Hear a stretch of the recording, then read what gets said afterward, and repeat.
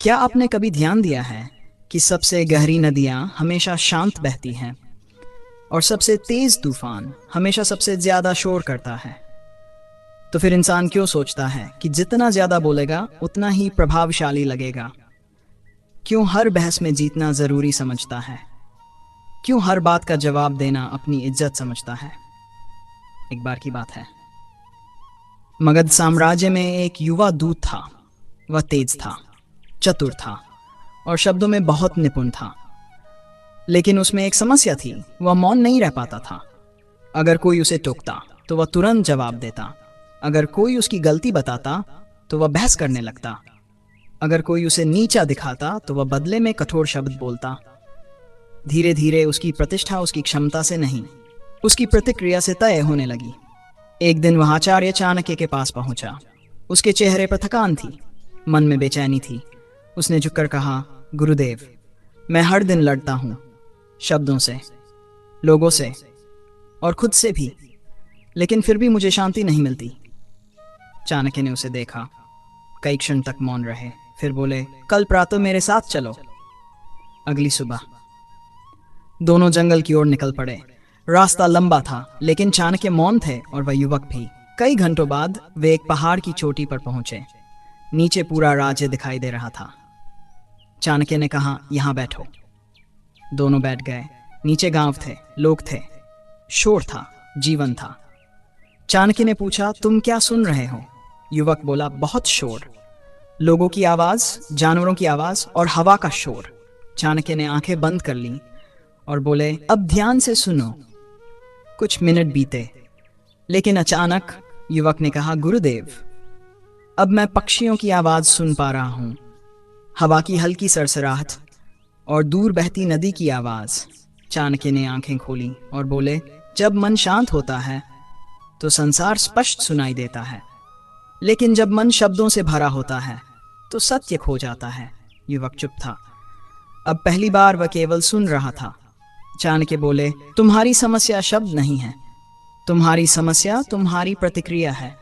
तुम हर चीज पर जवाब देते हो और इसी में अपनी ऊर्जा खो देते हो। जो व्यक्ति हर पत्थर का जवाब देता है वह कभी अपने रास्ते पर आगे नहीं बढ़ता। उस दिन के बाद चाणक्य ने उसे एक नियम दिया, 3 बार सोचो, 1 बार बोलो और कई बार मौन रहो। युवक ने पूछा, लेकिन गुरुदेव, अगर कोई मुझे अपमान करे तो?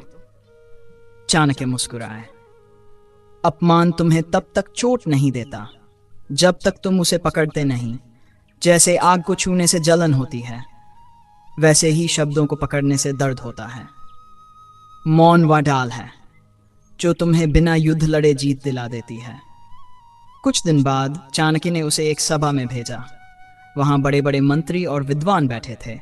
एक व्यक्ति ने जानबूझकर उसका अपमान किया, तुम तो सिर्फ एक संदेशवाहक हो, तुम्हारी क्या औकात है यहां बोलने की? सभा हंस पड़ी। सबकी नजरें उस युवक पर थीं। पहले वह तुरंत जवाब देता, पहले वह क्रोध में आ जाता, लेकिन उस दिन उसने कुछ नहीं कहा। वह शांत रहा। उसने केवल सिर झुका लिया और कुछ देर बाद अपनी बात पूरी करके चला गया। बाहर आते ही वह खुद से परेशान था। वह चाणक्य के पास गया, गुरुदेव, मैं चुप रहा, लेकिन मुझे लगा कि मैंने हार मान ली। चाणक्य ने कहा, नहीं, तुमने हार नहीं मानी, तुमने स्वयं को जीत लिया। हर युद्ध जीतना आवश्यक नहीं होता, कुछ युद्धों से बचना ही असली बुद्धिमानी है।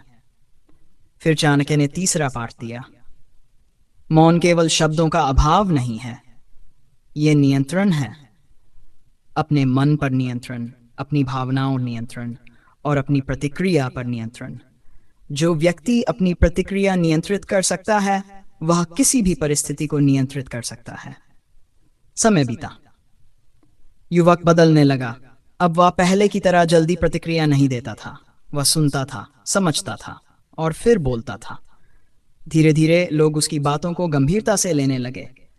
उसकी उपस्थिति में शांति महसूस करने लगे, क्योंकि वह अब शोर नहीं था, वह स्थिरता था।